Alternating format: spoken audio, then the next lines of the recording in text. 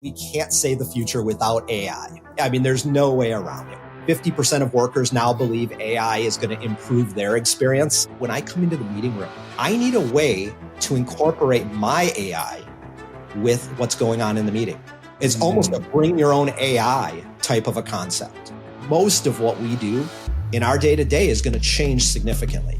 Hear the latest AV trends and predictions in this episode of Crestron's Smarter Spaces podcast on your preferred podcast platform.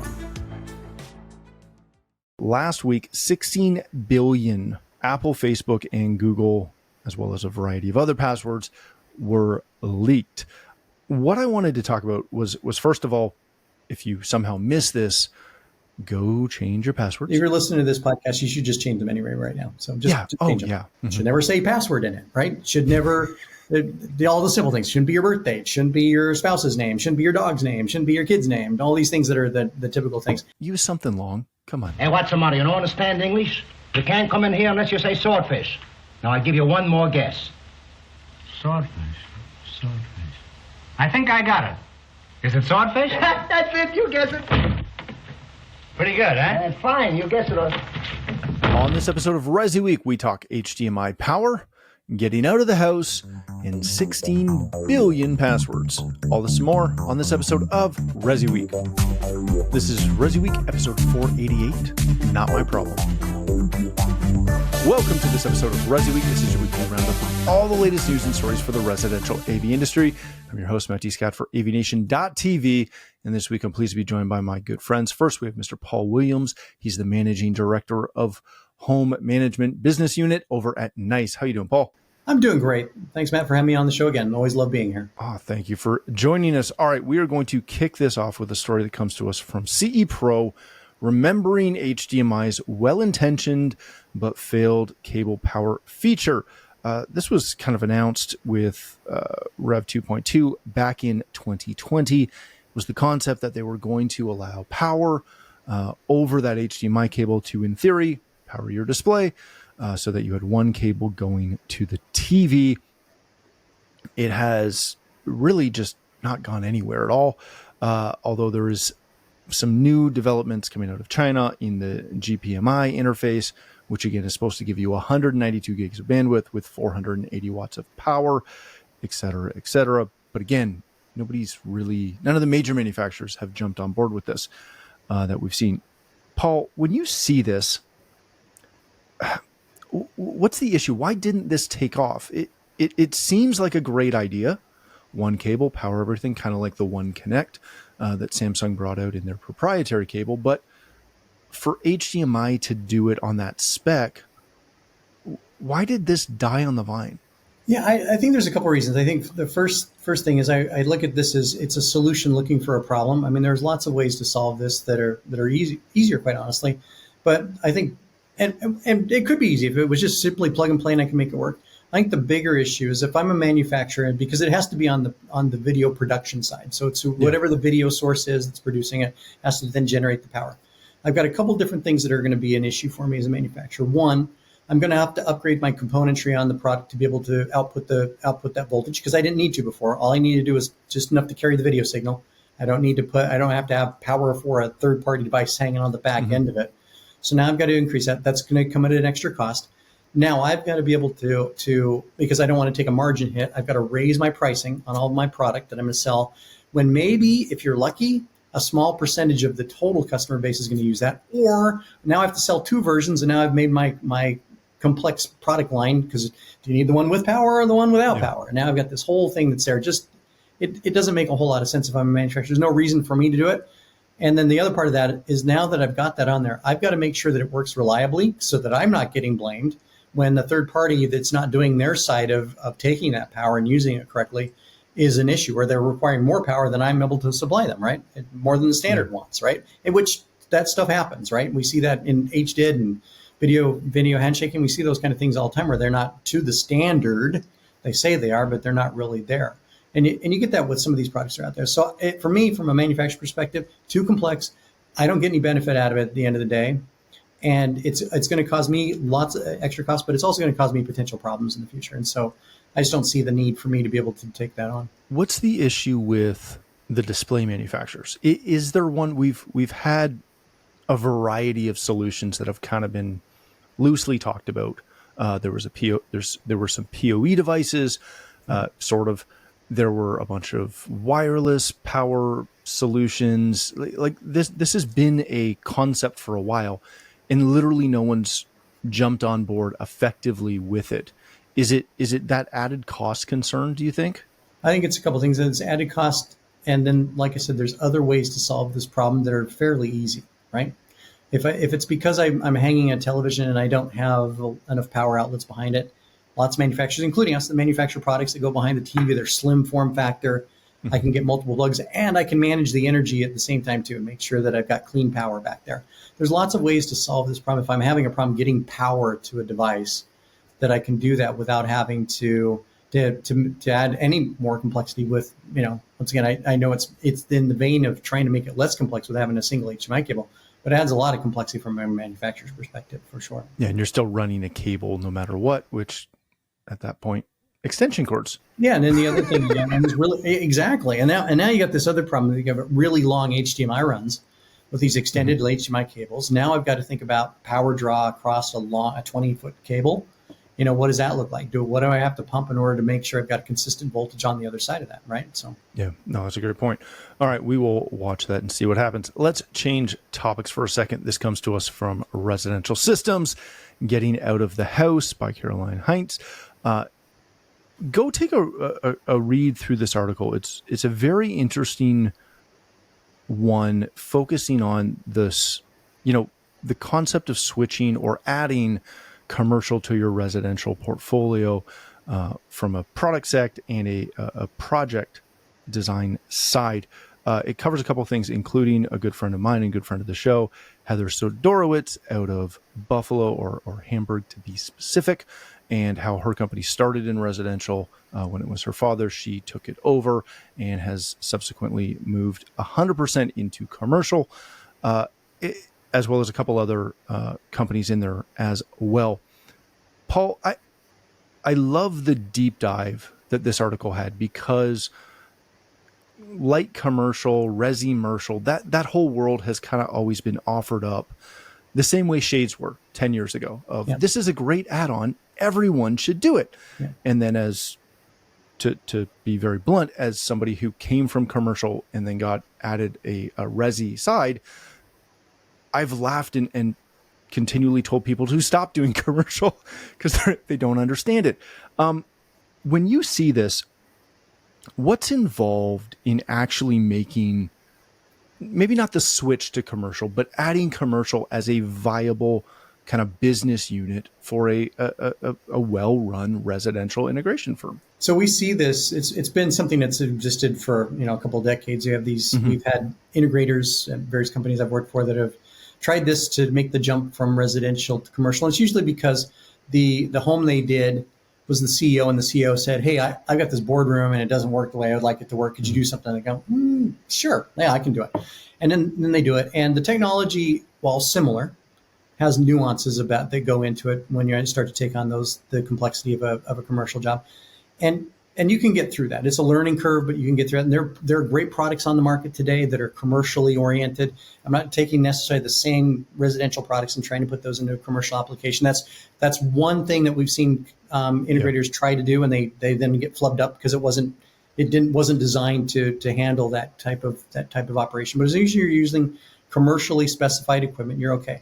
The bigger issue that I see that dealers really struggle with is the business side of this. It's a much different dynamic. In the homeowner, I've got 1, 2, maybe 3 people I'm working with, maybe 4. I've got a builder, I've got their home manager, I've got their designer, and then I've got the people that are going to live in the house themselves, husband, wife, partners, whatever it is. Yeah. But it's a handful of people. That then gets a lot more complex when I start going into that commercial space.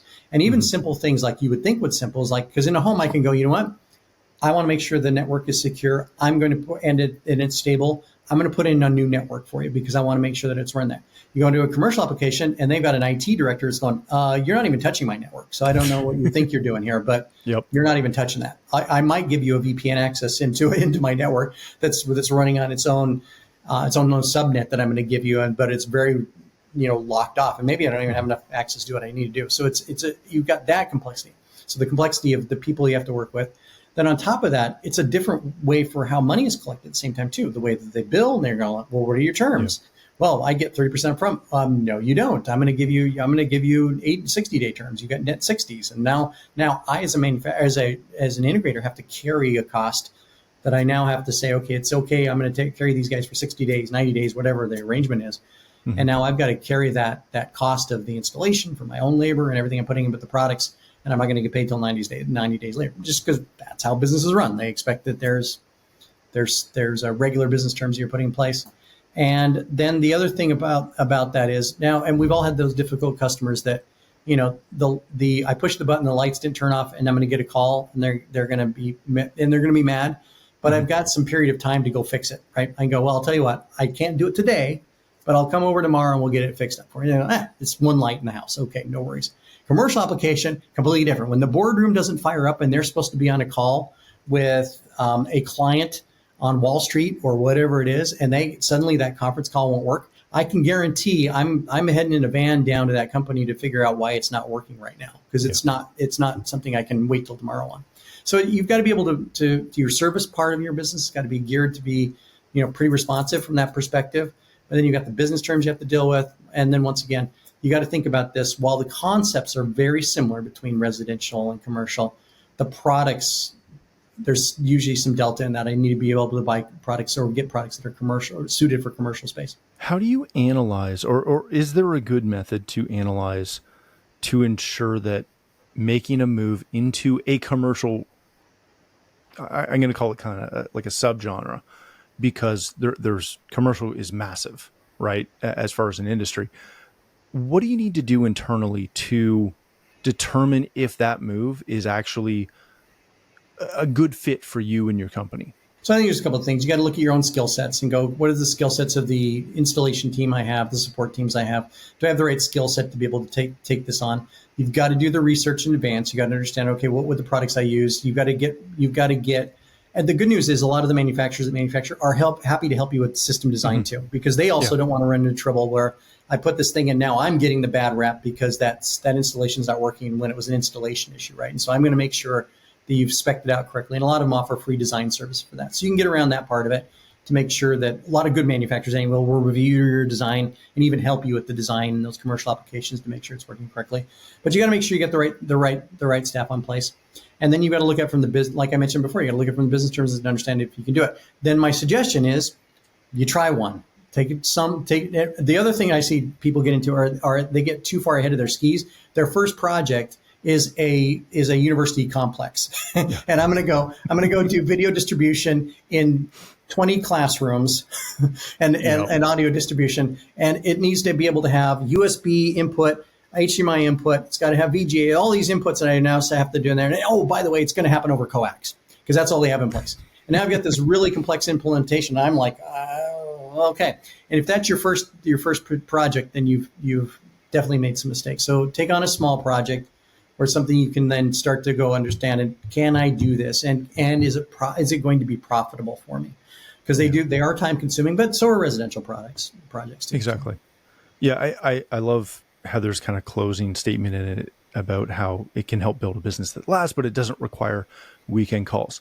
She does conveniently leave out the fact that many of these companies require after hours.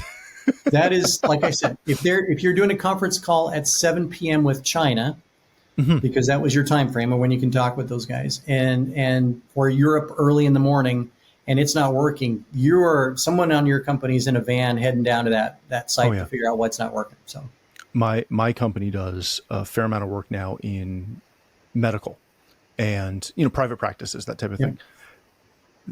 Our guys, every time they find out that we've signed another project in that realm, everybody kind of groans a little bit because they know it's evening work.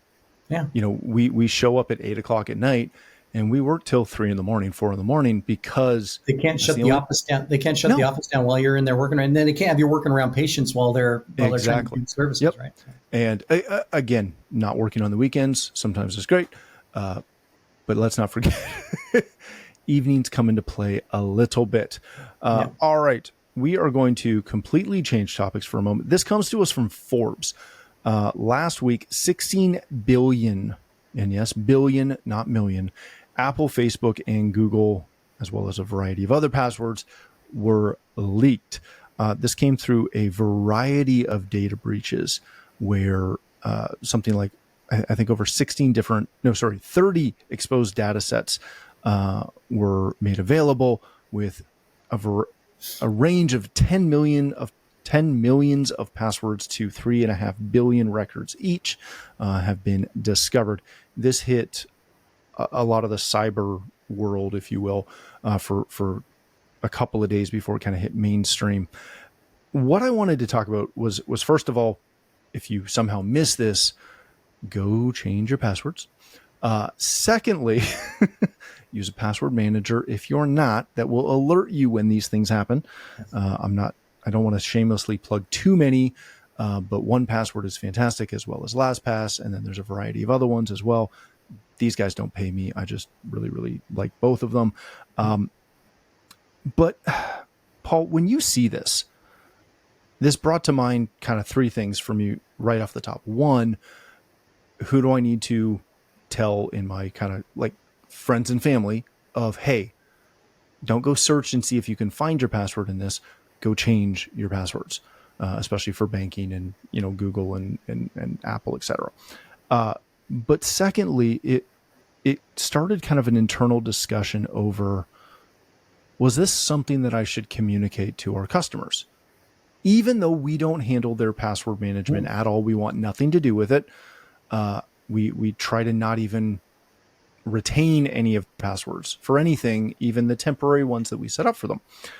What I wanted to talk about with this, Paul, was what is the onus on us? Is there an onus on us as technology integrators, again, primarily in residential, but also in commercial, in having a conversation with our customers about events like this from a cybersecurity standpoint? We talk about owning the network. Does this fall under that? What do we do with this? Yeah, so I think it's a great question. And first of all, if you're listening to this podcast, there is a high probability that you are one of those passwords that is exposed in there. It's just the numbers are too big for you not to have some effect in there. And so everyone should be nervous, and you should always be looking at nervous.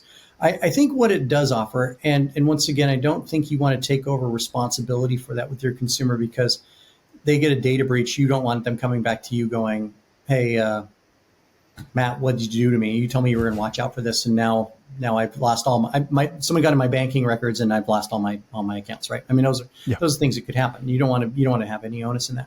But I think what it does offer, though, and this is where I like these. I don't like these events, but they're good points in time for you to rekindle some communication with your customers. And you should always be looking for ways to communicate to your customers that allow you to be the professional that's watching out for them and for the home. So at the very least, what I think is a great opportunity is for you to reach out, maybe an email blast you send out or a personal message you send out, and go, hey, Matt, hey, I don't know if you saw this information that happened over the week, but hey, take a look at this article. It's a good time for all of we're reminding all of our customers it's a great time for two things.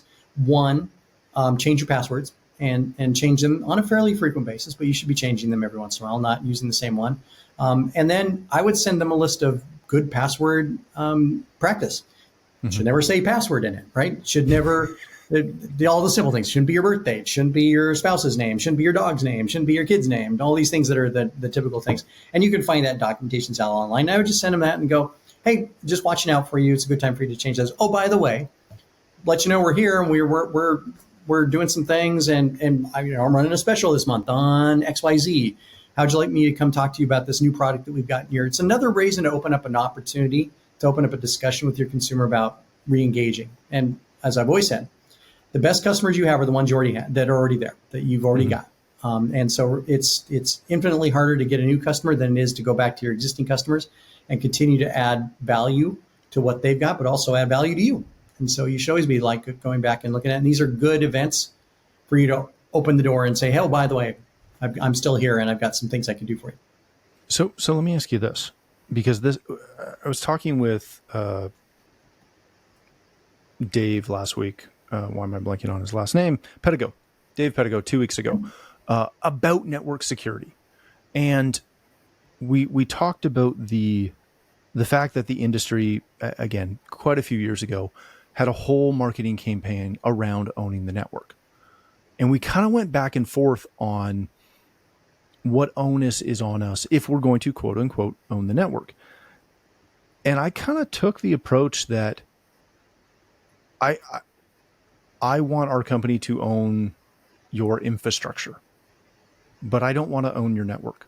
Yeah. I want to wash my hands of any liability, any responsibility for what you do on your computers, on your devices, what you put on the network after we leave. The second we walk out, I kind of want to wash my hands. Oh, it's yours after you leave, right? So. Because I don't trust people to use any semblance of common sense. Yeah. No, it's the reality. So how do you do, like, because your ideas were fantastic and I love them, but I also know customers.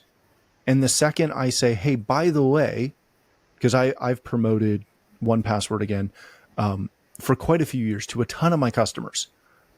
And I've had customers reach back out and say, oh, I had a breach on one of my passwords and I used that password protector that you told me would be secure. And I had to do the like, whoa. If you have a problem with this, you need to contact them. 1Password. Yeah. And talk to them, because I'm not saying it's their fault, but I have nothing to do with this. You asked for a recommendation. I said, okay. I've found that specifically in the Resi space,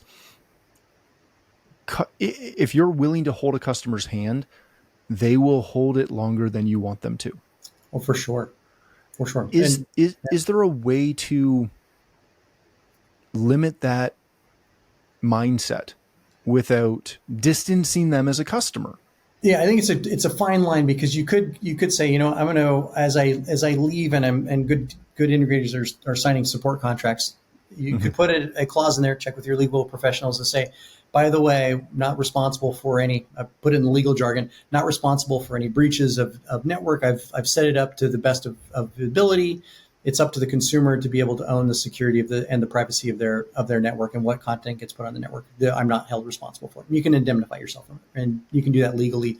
But the question is, do you now make them scared? Because like, well, what does that mean? So you're not responsible for anything. You're now I'm in a wide open problem. I mean, and the reality is, I've set it up as securely as it can be set up today. But what you do to it tomorrow, I have no control over. You decide you want to add on your daughter's boyfriend onto the Wi-Fi network, and he's got access. I can't control what he does on there. So yeah, I think it's a fine line, because as you kind of alluded to, on one hand, you want to make them aware that you are limiting your liability, you are limiting any responsibility that you as an integrator have on this. At the same time, you don't want to scare them, but you need them to understand that, because we've had that in our contracts for years, and I'm picking on myself because then no one really can get mad at me, I don't think. But I have a handful of customers who still think it's on us to secure their Facebook account. And no word of a lie, man. It's so unfortunate. But it's out there, and it's just a hard conversation to have with a customer who wants to trust you and wants to, kind of put some safety in you to help them. Yeah. And I think that's where a little bit of education really falls into place too. And you've got to have that discussion. I think it's important to have that discussion with the consumer, whether you put it in your contracts or not. It's an important discussion to have. And that's like, hey, let me tell you what we've done. We've set up the network. We set up in this way. But let me tell you some of the things that can happen after I leave. You give out your Wi-Fi passwords to everybody that shows up at the house, right? Because you want to make it easy for them, right? So yeah, now all they have to do is park a car out front of your house and they have access to your network, right? I mean, these are things that you just don't think about. And if you don't changing your passwords frequently, like this last data breach, somebody can come in and figure out what's going on in the back end. They have access to your network. They have access to your private data. I can't prevent that from happening. It's not something that's within my capability, even really at the end of the day. If you do, I hate to say it, if you do stupid things, I can't prevent you from hurting yourself, right? So, Yeah, when we ran network security as an option for our commercial clients for quite a few years. We've subsequently got out of that.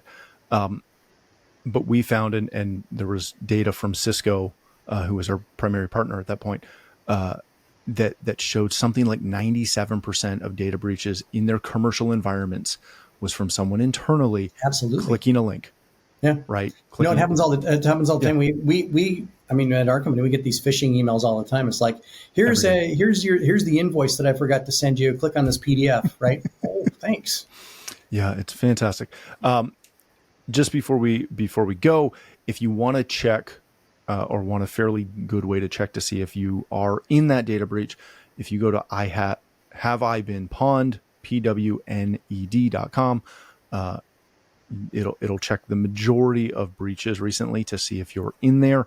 But yeah, if you're using one of those password managers, most of them have something like Watchtower, which will tell you which ones have appeared, because they scrub that stuff pretty effectively. If you're listening to this podcast, you should just change them anyway right now. So just change them. Yeah. Yep. And use something long. Come on. Yep. Use a manager. Make it ridiculous. It's fantastic. Paul, if people want to connect with you and learn more about NICE, where can they do that? So I'm available on LinkedIn. I'm also available if they want to email me at paul.williams@niceforyou.com. If they want to learn more about what we do at NICE and the great products and solutions we have in the market today, they can see us at NICE for You, all spelled out, NICEFORYOU.com. Excellent. Thank you again for joining us. If you'd like to connect with me, you can find me at Matt D. Scott on most of the socials. But more importantly, please visit AVNation.tv, where you'll find this show as well as a wide variety of other shows with all the verticals that we cover. When you visit the website, please take a moment to check out our supporters. We are extremely thankful for their support and ask that you check them out as well. Thanks again for watching. That's all the time we have for this episode of ResiWeek, the network for the AV industry. What are you listening to? This is AV. This is AVNation. This is AVNation. Hey listeners, it's your AV sneakerhead, Jennifer Weaver. Listen to AV Career Masterminds, where I chat all things job-related in the audio-visual industry. You can find AV Career Masterminds where you subscribe to podcasts.